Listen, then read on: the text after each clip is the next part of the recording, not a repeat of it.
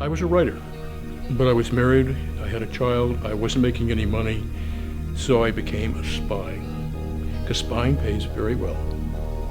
I spoke Vietnamese, French, and Chinese, the three languages commonly spoken in Vietnam, so I was a natural for Vietnam, and as soon as the government hired me, they sent me there. I was there on and off for 13 years, from 1962 to 1975. My last job, 1974-1975, was to head an office that had two missions. One was to advise the ambassador on matters of intelligence. The other was to assist the government of Vietnam, South Vietnam, in the collection and exploitation of intelligence in fighting off the North Vietnamese invaders. Our office was in that huge building that was called the MACV building, Military Assistance Command Vietnam building. By that time it was called the DAO, it was the Defense Attaché office. That building was so big we called it Pentagon East. It was in a very large compound surrounded by a fence, and within that fence were other buildings, tennis courts, several parking lots, an incinerator. That was where we were when the North Vietnamese attacked us.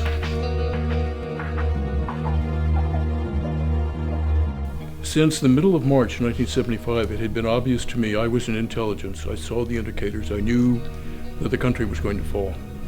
I advised the ambassador, Graham Martin, that that was going to happen. I was very concerned about my subordinates. I wanted to get them out of there before anything happened to them. I had 43 people working for me, 43 men. Their families, their wives and their children were living in Saigon. My wife and my children were living in Saigon. I couldn't tolerate the idea that any of them would be killed or wounded when the attack came. I wanted them out of there now. But the ambassador, Graham Martin, refused to let me evacuate my people. He told me that he believed the North Vietnamese were using a thing called communications deception to fool us into believing that an attack was coming. I received a message from my overseas boss telling me to close down the operation, get everybody out before somebody got killed. The ambassador wouldn't let me go. I made him a proposition. I said, I'll stay.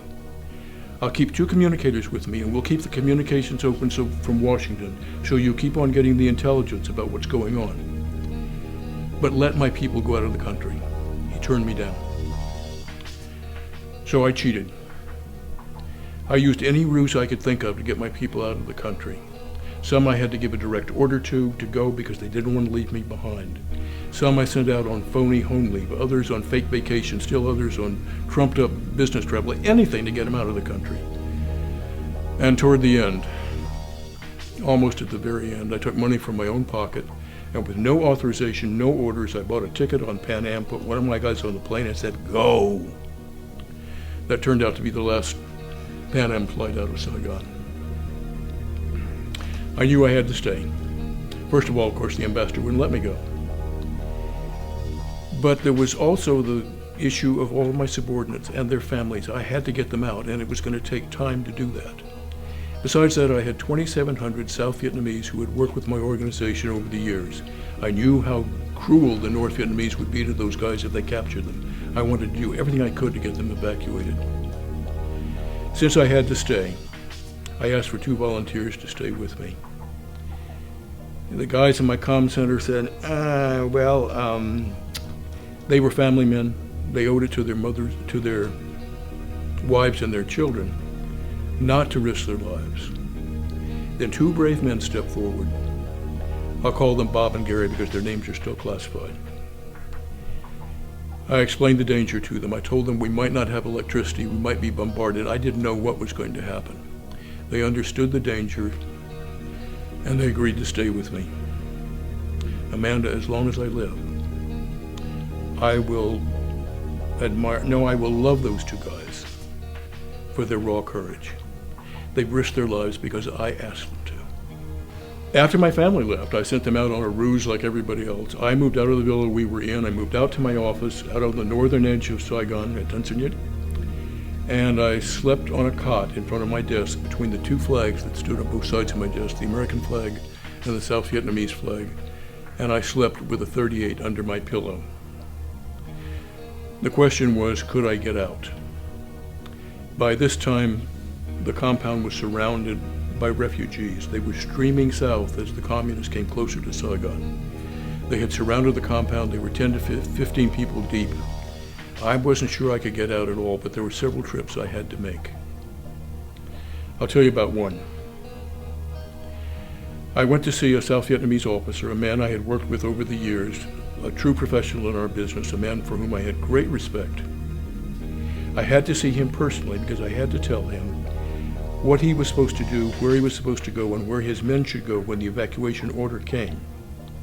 That was not something I could discuss on our open telephone line. When I arrived at his office, he, the model of Asian politeness, invited me in. He sat me down. He served me tea. He told me that his wife, who worked for USAID, the United States Agency for International Development, had been offered the opportunity to take her family and leave the country. That included him. But he wouldn't go because the evacuation order hadn't been given and he could not abandon his men. And if he wasn't going to go, she wasn't going to go either. And so there they were, a husband and their wife and their 3 children still sitting in Saigon. And I said to him, what are you going to do when the tanks are rolling in the streets? He said to me, I cannot live under the communists. When the communists come, I will shoot my wife, I will shoot my 3 children, and I will shoot myself. He didn't escape at the end. I have no doubt that he carried out his plan, because so many other South Vietnamese officers did precisely what he described. By the 27th of April, I had gotten all of my subordinates out except Bob and Gary. All the families were gone. Nobody was going to get killed. So it was just down the 3 of us, Bob and Gary and me. We locked up all the offices throughout the suite except the comm center. I moved my cot and my 38 in there. We went on a regimen of 1 guy sleeping for 2 hours while the other 2 guys worked. Our diet consisted of bar snacks when we'd been able to scrounge while we were still able to get out and get into the streets, which we couldn't do anymore. They were mobbed, you couldn't get out. I found out you can eat Vienna sausages cold straight from the can, and that pickle relish with enough mustard on it, if taken in quantity, will stave off serious hunger. Now I grant you, I developed bowel problems, but at the time I figured that was more from the tension I was under than from anything else. On the 28th of April, as it was getting close to sunset,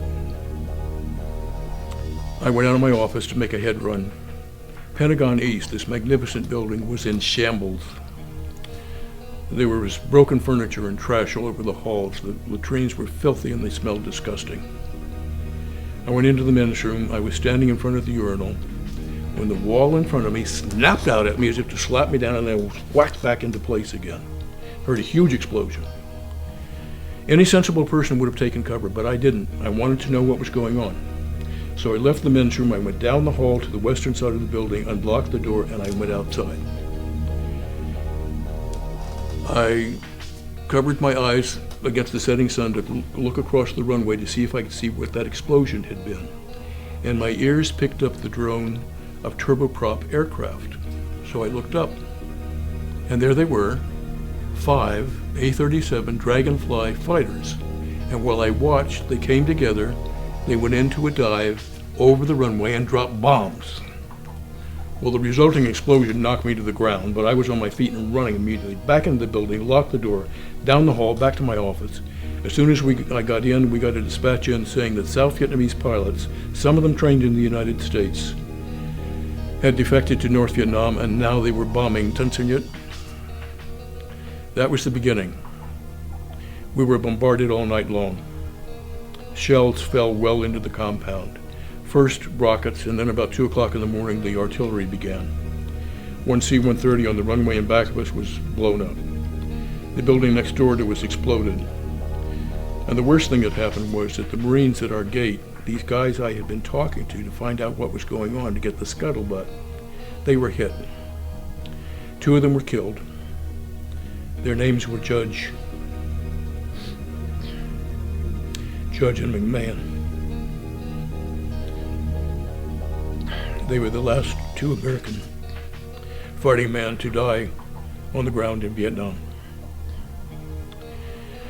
Right after that, we got in a message saying frequent wind phase 4 had been declared.